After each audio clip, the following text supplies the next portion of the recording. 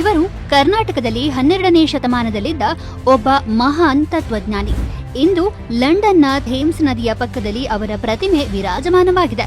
ಹೌದು, 900 ವರ್ಷಗಳ ಹಿಂದೆ ಈ ಪುಣ್ಯ ನೆಲದಲ್ಲಿ ಇದ್ದ ಬಸವಣ್ಣನವರನ್ನು ಭಾರತದಲ್ಲಿ ಮಾತ್ರವಲ್ಲದೆ ಪ್ರಪಂಚದಾದ್ಯಂತ ಗೌರವಿಸಲಾಗುತ್ತದೆ. ಆದರೆ ಇದು ಹೇಗೆ ಸಾಧ್ಯವಾಯಿತು?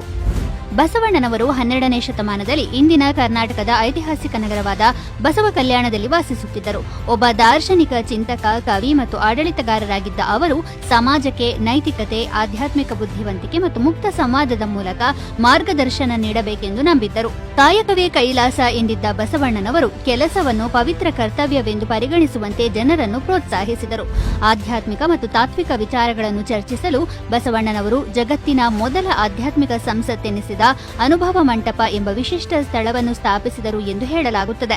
ಇಲ್ಲಿ ಚಿಂತಕರು, ಕವಿಗಳು ಮತ್ತು ಅನ್ವೇಷಕರು ಮುಕ್ತವಾಗಿ ಭೇಟಿಯಾಗುತ್ತಿದ್ದರು ಮತ್ತು ವಿಚಾರಗಳನ್ನು ವಿನಿಮಯ ಮಾಡಿಕೊಳ್ಳುತ್ತಿದ್ದರು. ಶತಮಾನಗಳಿಂದಲೂ ಬಸವಣ್ಣನವರ ಬೋಧನೆಗಳು ಜನರನ್ನು ಪ್ರೇರೇಪಿಸುತ್ತಲೇ ಇದ್ದವು. 2003ರಲ್ಲಿ ಭಾರತೀಯ ಚಿಂತನೆ ಮತ್ತು ಸಂಸ್ಕೃತಿಗೆ ಬಸವಣ್ಣನವರ ಕೊಡುಗೆಯನ್ನು ಗುರುತಿಸಿ ಭಾರತದ ಸಂಸತ್ತಿನೊಳಗೆ ಅವರ ಪ್ರತಿಮೆಯನ್ನು ಸ್ಥಾಪಿಸಲಾಯಿತು.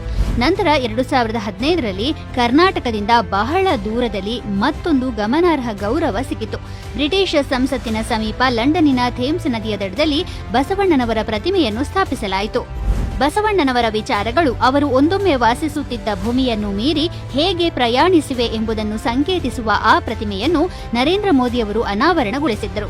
ಇದರ ಜೊತೆಗೆ ಕರ್ನಾಟಕದ ಗದಗದ ಬಳಿ 111 ಅಡಿ ಎತ್ತರದ ಪ್ರತಿಮೆ ಮತ್ತು ಅವರ ಚಳುವಳಿಯ ಐತಿಹಾಸಿಕ ಕೇಂದ್ರವಾದ ಬಸವ ಕಲ್ಯಾಣದಲ್ಲಿ 108 ಅಡಿ ಎತ್ತರದ ಪ್ರತಿಮೆ ಇವೂ ಕೂಡ ಅವರ ಹಿರಿಮೆಯನ್ನು ಸಾರುತ್ತಿವೆ.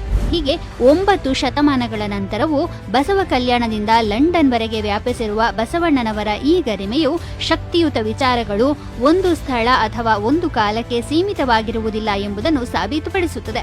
ಅವು ತಲೆಮಾರುಗಳ ಮೂಲಕ ಪ್ರಪಂಚದಾದ್ಯಂತ ಪ್ರಯಾಣಿಸುತ್ತವೆ.